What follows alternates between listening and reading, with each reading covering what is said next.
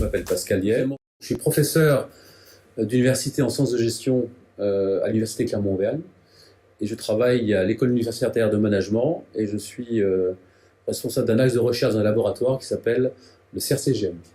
Ma spécialité, c'est de travailler sur les nouvelles situations de gestion qui émergent dans le contexte d'une économie de la connaissance et que je qualifie d'extrême, et situations de gestion qui sont des situations où les acteurs doivent apprendre ensemble, collectivement, en situation. C'est ça la solution de la situation extrême, c'est d'apprendre ensemble, collectivement. Et du coup, on s'est posé la question, qu'est-ce que c'est apprendre collectivement en situation? Ce qui m'a amené à travailler sur ce qu'on appelle les communautés d'apprentissage, communautés de pratique, communautés épistémiques. Et donc, du coup, investir une communauté épistémique qui est un peu particulière, qu'on appelle le PSDR, sachant qu'on essaie, nous, de réfléchir au niveau du labo, au niveau de l'axe que j'anime, aux règles du jeu. C'est quoi ces règles du jeu d'une action collective d'apprentissage? Voilà. Avec une particularité, ces comités épistémiques, c'est qu'elles combinent des chercheurs et des praticiens. Et donc, du coup, c'est compliqué, c'est complexe. Comment on fait progresser des chercheurs et des praticiens dans un objectif de production de connaissances, à la fois scientifique, mais aussi actionnable. Voilà un peu ce qui sont des grands éléments de positionnement de ce que c'est le PSDR. Alors aujourd'hui, on a le jeu, c'était de dire, de faire peut-être le point sur une notion qui a émergé au cours de ce PSDR, c'est la notion de controverse, et que j'avais proposé de mettre à la discussion avec les acteurs, et du coup peut-être donc de faire un retour un peu plus précis en disant qu'est-ce que c'est cette controverse, comment on peut la caractériser, et comment effectivement une controverse, elle joue dans un dispositif comme le PSDR, hein, qui est donc une action collective d'apprentissage avec des chercheurs et des praticiens. Alors, la controverse, comment on pourrait définir? Il faut revenir aux travaux de Latour, puisque c'est Bruno Latour, anthropologue des sciences et des techniques, qui a développé cette notion-là. Alors, je ne vais pas revenir sur toutes ces caractéristiques un peu particulières, puisqu'au départ, c'est dans les laboratoires, c'est dans la production de la connaissance scientifique qu'on va énoncer des controverses scientifiques. Simplement, c'est une manière de rendre compte, pour Latour, comment se fabrique la connaissance scientifique. Voilà. Donc c'est à partir de cette réflexion-là que moi je propose de définir la controverse comme simplement l'expression de logiques contradictoires, mais qui vont émerger en situation. Et du coup, c'est pour ça que c'est important d'être là quand ces controverses elles vont émerger. Mais aussi que c'est difficile de les faire, d'en rendre compte, parce que du coup, elles émergent comme ça, il faut pouvoir les nommer. Hein, ça, c'est tout un travail. Et donc, elles émergent en situation, et surtout, ces controverses, c'est quoi? C'est l'expression, en tout cas pour moi, des attentes des acteurs, attentes différenciées dans une action collective.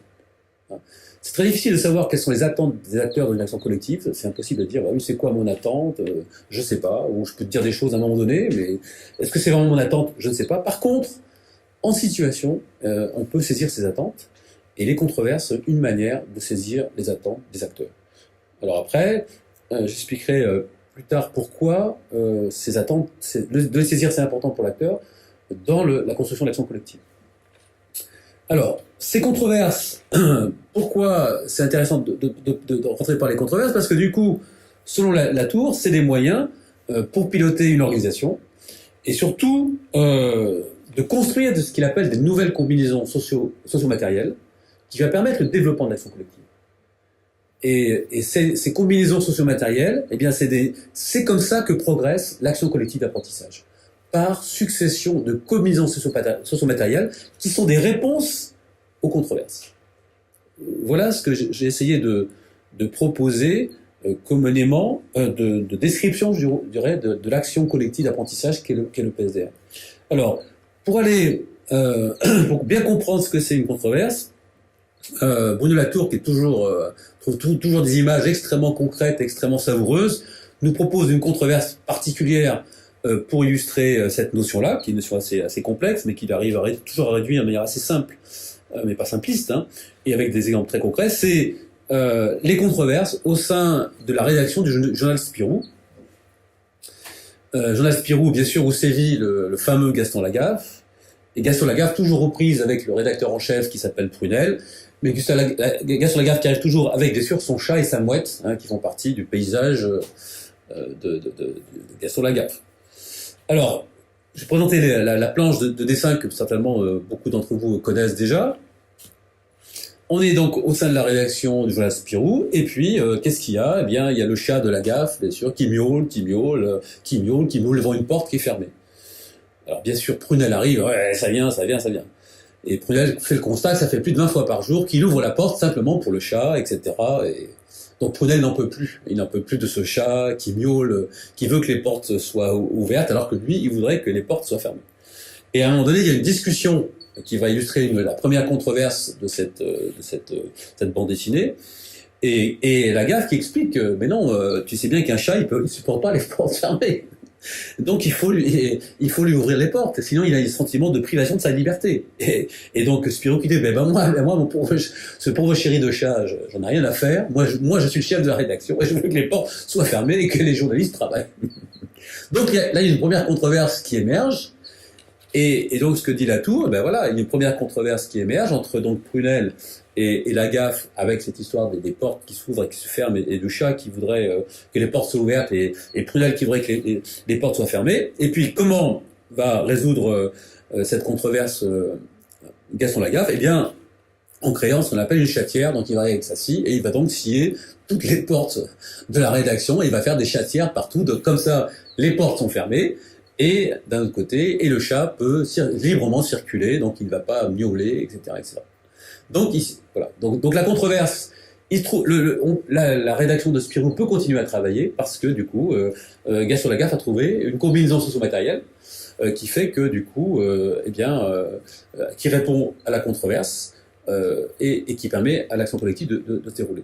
Deuxième controverse, bien sûr, qui va arriver, c'est avec la mouette, parce que la mouette, elle, est extrêmement jalouse de ce qui se passe pour le chat, parce que elle, le chat peut circuler dans la rédaction, mais la mouette ne le peut pas. Donc, bien sûr, Prunelle réagit de manière extrêmement vivante. Et qu'est-ce que fait Gaston Lagaffe pour éviter cette deuxième controverse? Eh ben, il crée une moitière, et donc il va ouvrir il va laisser le passage de la mouette, etc. Donc voilà comment Bruno Latour, de manière assez humoristique, de manière très très ciselée et très fine, explique qu'est-ce que c'est le déroulement de l'action collective. C'est rendre compte des controverses, identifier les controverses, en rendre compte, et utiliser ces controverses pour essayer de trouver des nouvelles combinaisons socio-matérielles. Effectivement, il y a du social, il y a du matériel, qui fait que les choses peuvent continuer à se développer. Voilà l'idée de Latour, qui est une idée extrêmement puissante sur le statut de l'action collective d'apprentissage, puisqu'il s'agit à chaque fois, il y a toujours production de connaissances dans cette action collective, pour qu'elle puisse se développer. Alors c'est ce qu'on a essayé de faire dans le cadre du PSDR, et on a, en participant à en tant qu'observation, en termes d'observation participante et participation observante, parce qu'on était plusieurs, et on a essayé donc de suivre le développement de l'action collective et d'identifier les controverses. Ces controverses, on les a identifiées et on les a proposées en termes on les a renvoyées aux acteurs, à la fois pour qu'ils les valident, qui valide la controverse en tant que telle, mais aussi la manière dont on pouvait la nommer, ça c'est très important, et que du coup chacun puisse s'emparer de cette controverse pour voir en quoi on pouvait essayer d'y répondre dans la construction socio-matérielle de l'action collective.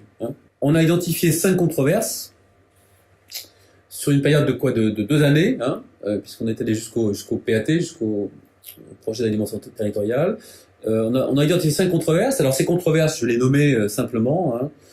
Première controverse, c'était alors, ces controverses aussi, elles émergent à un moment donné, mais on peut les retrouver à un autre moment de la discussion, et elles sont jamais complètement interrompues. Alors, on peut trouver des manières d'y répondre, mais ça veut pas dire qu'on a trouvé une manière décisive d'y répondre. Voilà, il peut toujours y avoir des choses qui sont là, mais en tout cas, elles sont là. Et c'est une manière, pour moi, c'est la bonne manière de caractériser une action collective d'apprentissage. Première controverse, c'était autour de l'objectif du programme. Effectivement, il y avait une controverse entre est-ce qu'il s'agit plutôt de s'orienter sur une dynamique globale des territoires ou plutôt la question de l'alimentation au sein des territoires. Alors, je ne vais pas rentrer dans ces controverses, ni le pourquoi de ces controverses, ni non plus qui les a fait émerger, mais simplement, à un moment donné, à chaque fois, on trouve les verbatim à un moment donné, dans une réunion où s'exprime cette controverse auquel on peut accéder. C'est pas des choses comme ça, des idées qu'on a. C'est extrêmement précis. C'est pour ça il faut absolument il faut être là et qu'il faut enregistrer toutes les réunions, les comités de pilotage, les séminaires, parce que c'est là que se passent les choses. Et de manière extrêmement précise. C'est pas un compte-rendu de réunion qui peut rendre compte de ça. Hein. Et que la manière de nommer ces controverses est essentielle pour résoudre la controverse. Hein. Si on n'est pas capable de la nommer correctement, à la fois de manière à la fois singulière et générique. Hein. Ça, c'est un peu complexe. Voilà. Deuxième controverse. Sur la manière d'aborder le volet alimentation, il y avait deux manières de comprendre ce volet alimentation. Soit on comprenait le volet alimentation plutôt comme un secteur structurant du territoire, ou on était plutôt centré sur des problèmes spécifiques qui sont liés à l'alimentation sur un territoire. Troisième controverse qui était liée aux logiques différenciées de développement des territoires. D'un côté, le Grand Clermont, qui est une métropole, de l'autre côté, le parc Hydro-Forez, qui est une zone fragile. Quatrième controverse, sur les dépendances des acteurs à leur levier d'action. On se rend compte que chaque acteur a des moyens d'agir sur le territoire, et donc la manière dont il pense, dont il réfléchit le territoire et les moyens d'action sont toujours liés à ces leviers d'action. Et enfin, dernière controverse autour du statut du jeu de territoire. Est-ce que le jeu de territoire, c'est une manière de fabriquer un contexte partagé entre des acteurs, ou au contraire, est-ce que c'est plutôt un outil de mise en œuvre d'un projet de développement de territoire? Voilà comment on a pu rendre compte des controverses qui sont des dynamiques d'action collective d'apprentissage dans le cadre du PSDR, et à chaque fois comment effectivement les acteurs se sont emparés de ces controverses pour trouver de nouvelles combinaisons socio-matérielles pour permettre le développement du jeu de territoire. Pour exprimer par exemple sur la première controverse comment à partir en bas on a simplement les différentes réunions avec les dates, etc. Et comment on avait retrouvé par exemple, la première controverse, voilà, on va trouver à tous ces moments-là. Alors bien sûr, il y a un moment donné, on démarre ici, et puis on la retrouve là, on la retrouve là, on la retrouve là. Ce qui ne veut pas dire pour autant que cette controverse, même si on essaie d'y répondre, n'est pas complètement annihilée, n'est pas complètement disparue, elle peut effectivement réémerger à un moment donné. En tout cas, elle est constitutive de l'action collective, et l'idée c'est que si chacun s'empare de cette controverse, alors on peut faire progresser l'action collective d'apprentissage.